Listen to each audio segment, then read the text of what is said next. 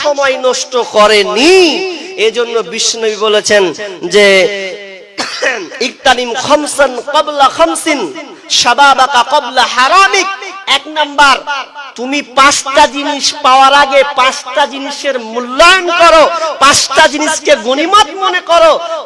তার মধ্যে এক নাম্বার হচ্ছে যে তুমি তোমার যৌবন বয়সটা যে পেয়েছো, বার্ধক্য আসার আগে তোমার যৌবনের মূল্যায়ন তুমি করো।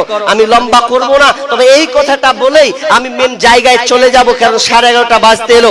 বিধায় আপনাকে যেটা বলতে চাচ্ছি, 2 নম্বর, যেই যুবক তার যৌবন বয়সে আল্লাহর রাস্তায় অতিবাহিত করেছে, আল্লাহর রাস্তায় কাটিয়ে দিয়েছে, সেই যুবকটা আরশের নিচে ছায়া পাবে। এবার যদি আপনাদেরকে আমি সওয়াল ছুড়ে দিই, আপনাকে যদি আমি প্রশ্নের সম্মুখীন করি, আচ্ছা বলুন, আজকের বর্তমান ইয়ং জেনারেশন, ইয়ং পোলাপান যুবক ভাইয়েরা, আজকে আমাদের সময়টা কোন দিকে অতিবাহিত হচ্ছে? কোথায় আমরা খরচ করছি, কোথায় আমরা ব্যয় করছি? খবর আছে? বর্তমানে তো এখন মোবাইল ছাড়া কাজ চলে না। প্রত্যেকটা যুবকের হাতে মোবাইল, আর মোবাইল দিয়ে বেশিরভাগ আজকে যুবক পোলাপান আমরা মোবাইলের প্রতি আসক্ত। এই স্ক্রিন টাচ মোবাইলের গুনাহ করতে করতে করতে সীমার বাহির আমরা ছেড়ে ফেলেছি। যুবক, সাবধান হও। তুমি যদি আরশের নিচে ছায়া পেতে চাও, তাহলে যেই যুবকটা তার যৌবনটাকে আল্লাহ রাস্তায় অতিবাহিত করবে, ওই যুবকটা আরশের নিচে ছায়া পাবে।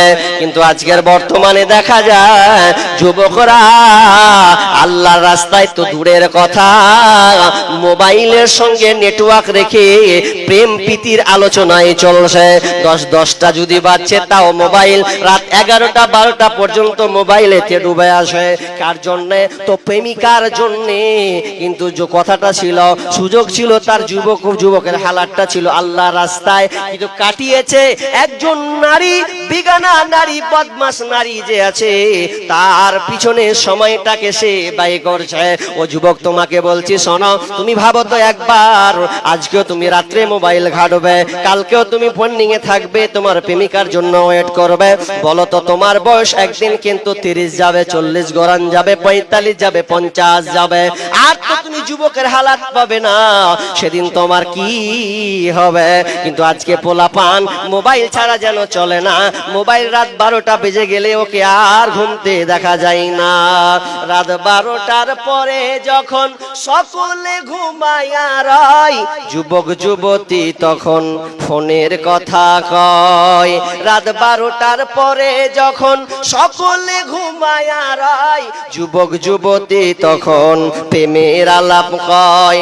মোবাইল হাতে পাইয়া বর্তমানের নারী লেখাপড়া ছাইরা দিছে, মরার প্রেমে পড়ি।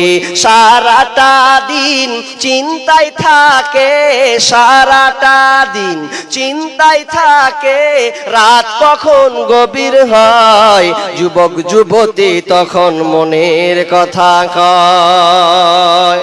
যুবক, যৌবন বয়সে কেমন করে কাটিয়েছ? বিষ্ণু বলছেন, লা তাজুনু কদাম ইবনি আদম ইয়াউমাল কিয়ামাতি মিন ইনদি হাত্তা ইউসআল আন খামসিন। সেদিন তোমার পা একটু নড়াচড়া করবে না যতক্ষণ না তুমি তোমার এই 5টার প্রশ্নের সম্মুখীন হবে। নাম্বার 1, আন উমুরিহি ফিমা আফনাহু ওয়ান শাবাবিহি ফিমা আবলাহু। প্রথম নম্বর, তুমি যৌবনটাকে, তোমার জীবনটাকে কেমন করে চালিয়েছো 60 বছরের জিন্দেগি। দ্বিতীয় নাম্বার, তোমার যৌবনটাকে কেমন করে পার করেছো, কিভাবে পার করেছো? তোমার যৌবনের সময় কি তোমার নারীর দিকে গেছে, না মোবাইলে তুমি পার করেছো?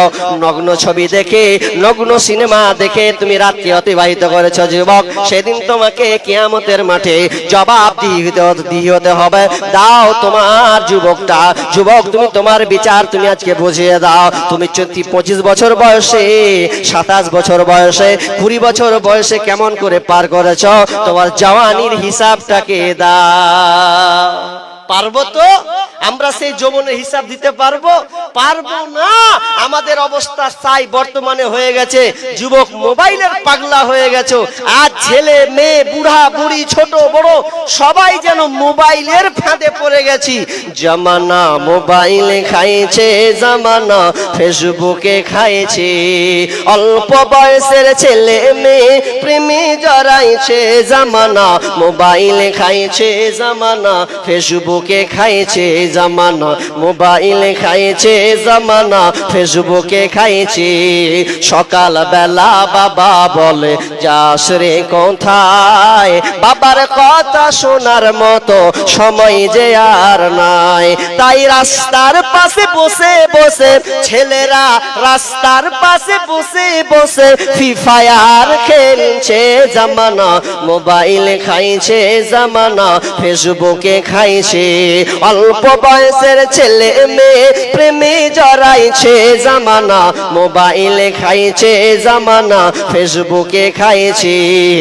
বিবাহিতা মেয়ে যখন ফেসবুকে ঢোকে, হ্যান্ডসাম ছেলে দেখে সে তো প্রেমে পড়ে। ওরে স্বামী সন্তান সব ছাড়িয়া মেয়েরা, স্বামী সন্তান সব ছাড়িয়া নতুন প্রেমিককে চাইছে। জামানা মোবাইলে খাইছে, জামানা ফেসবুকে খাইছে, জামানা মোবাইলে খাইছে, জামানা ফেসবুকে খাইছে। রাতের বেলা একা একা ঘুম যে আসে না, মেসেঞ্জারে না পাইলে বন্ধু ভালো লাগে না। ওরে রাতের বেলা একা একা ঘুম যে আসে না, হোয়াটসঅ্যাপে না পাইলে বন্ধু ভালো লাগে না। আরে তাই তো এখন মা বাবারা, বর্তমানের মা বাবারা ভীষণ টেনশনে পড়েছে। জামানা মোবাইলে খাইছে, জামানা ফেসবুকে খাইছে, অল্প বয়সের ছেলে মেয়ে প্রেমে জড়াইছে। জামানা মোবাইলে খাইছে, জামানা ফেসবুকে খাইছে। মাশাআল্লাহ, আমি আলোচনা করব, তবে মিডিল যেহেতু সময় খুবই কাছাকাছি চলে এসেছে বিধায় দুটা লক্ষ্য, এক আলোচনা, দ্বিতীয়ত এটা কবরস্থানের উন্নতি কল্পে যেহেতু এটা জলসা, সেটার দিকে আমাদেরকে সকলকে নজরদিহি রাখতে হবে। বিধায় আমি একটু পেন্ডিং নিয়ে নিচ্ছি, ইনশাআল্লাহ শেষের বেলা বলে দিয়ে আমি কমপ্লিট এখান থেকে চলে যাব। সেটা হচ্ছে একটা হাতে 500 টাকা পেয়েছি, আর একজন 200 টাকা পেয়েছে, উনার 200 টাকা পেয়েছি। সামনে আসেন। ও চাচা সামনে, কত দিলেন আপনি? 200 টাকা। মাশাআল্লাহ। বাড়ি কোথায়? বাড়ি এখানে। 10,000 টাকা লিখলে নাকি? লেখেনি, দেনেওয়ালা পার্টি আছে নাকি? মাশাআল্লাহ। দেখেন এটা কবরস্থানের উন্নতি কল্পে জলসা।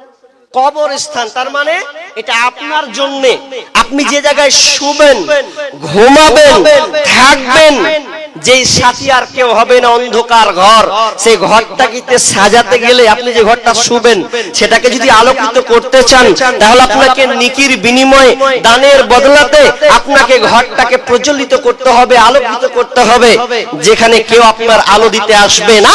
শুধু যদি পারে আপনার এই দানও পারে আপনাকে এই কবরে আযাব থেকে নিরাপত্তা দিতে, বাঁচাতে। বিধায় আপনি 10,000 করুন। 10,000 করে দিয়েছে, আরো দাঁত দিব। কতটি নিলে আপনারা খুশি হবেন?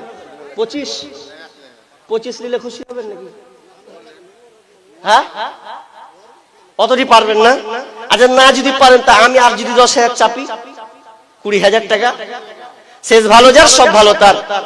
আপনি ঘরের জন্য, আপনার ছেলে মেয়ের জন্য 10,000 দিয়েছেন। এদিকে আমার দিকে চাচা, এদিকে এদিকে এদিকে তাকান, এদিকে তাকান চাচা। 10 দিয়েছেন, আমিও করজোরে চান, তার মানে আপনাকে আল্লাহ অবস্থায় ভালো রেখেছে। তো আমি আর 10,000 টাকা আবদার করছি আপনার কাছে, টোটাল 20 হয়ে যাবে ইনশাআল্লাহ। আজ না হয়ে যাবে। লিল্লাহি তাকবীর, আল্লাহু আকবার। যাক ভাই, 10 10 20 এটা কবরস্থান, তার মানে এটা নিজের ঘর, নিজের ঘরকে তৈরি করার জন্য আমরা আজকে প্রস্তুত হব। আরে যে ঘর বানাচ্ছি, যে দালান কোঠা মানে বাড়ি অট্টালিকা আমরা বানাচ্ছি, এগুলো কিছু দিনের জন্য, যেগুলো আবার হবে না, এগুলো আমার ছেলের নামে যাবে, আপনার কি নাম ঐশের নামে হয়ে যাবে, কিন্তু আমার আসল ঘর যে কবর, এই ঘরটার জন্য আমাকে আপনাকে প্রস্তুতি নিতে হবে। বিধায় আমি এলাকার জনগণকে বলবো, এলাকাবাসীকে আমি বলবো, আল্লাহর রাস্তে তাড়াতাড়ি একটু মোটা অঙ্কের দেওয়ার চেষ্টা করি ভাই। জি দেখেন, মানুষ যখন মরে যাবে, ইয়াতবাউল মাইয়িতা সালাসা ফায়ারজিউ